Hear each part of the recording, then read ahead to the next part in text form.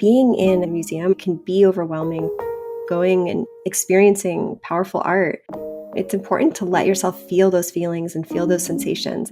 What I often recommend is noticing where you feel it in your body. So if I were to look at this art, I feel it in my core and in my gut. And I'm putting one hand over my chest and one hand on my gut. And just imagine that feeling, that sensation, making space for it. And if it needs to hang out there, it can.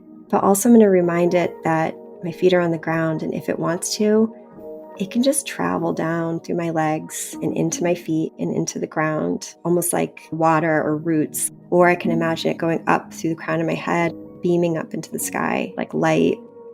We can take in and bear witness, and then any of that extra energy can just move through us. We don't have to carry it. We don't have to take it.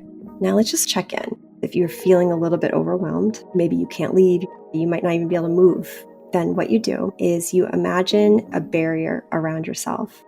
Maybe you imagine a big soap bubble around you, a force field protecting you, or an invisibility cloak, or a beautiful bell jar. Just put it on top of you. You'll kind of know when it feels right. And then you say to yourself, where on my body does it feel the strongest, safest? Where does that barrier feel like it's at its peak capacity of protection? Maybe it might be right in front of your face.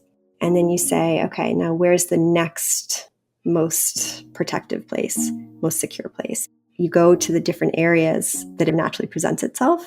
Imagine those parts connecting together until you feel like there's a full 360 degrees protection around you. And in that moment, you can then feel, I need to let any sadness out. I want to let some of that energy flow out through my feet.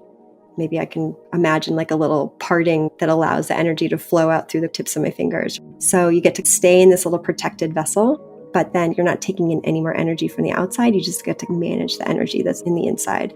And you just let it flow.